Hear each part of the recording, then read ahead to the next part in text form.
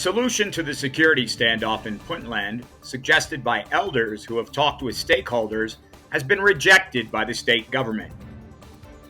Senior members of several clans prominent there had spoken with General Mohamed Osman Diano, who was at the center of the controversy. They also interviewed others over an 11-day period, including the state cabinet and other security officers. The commander of Puntland security forces was fired by State President Saeed Deni from his post in late November. Since then, General Diano has refused to relinquish his station.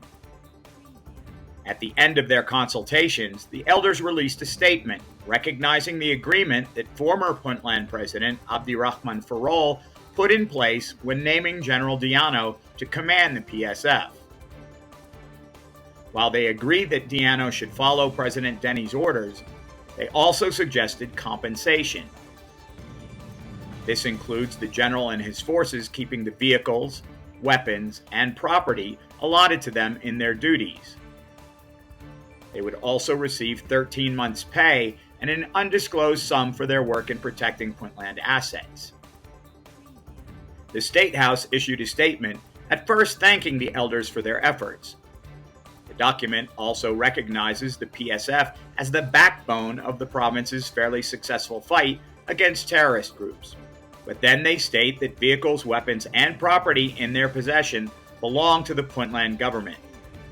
They also accuse the PSF of threatening mayhem and being responsible for injuries and deaths of others defending the state. The order from President Deni's office also demands that Diano immediately surrender both his person and his assets to state authorities. There was no immediate response from the general, who has spoken through social media recently to press his case. A recent post on the PSF Facebook page declared that government attempts to confront the Puntland army have failed.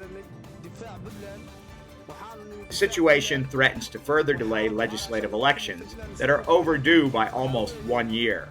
It could also lead to Somali-on-Somali violence, as has happened in Galmudug.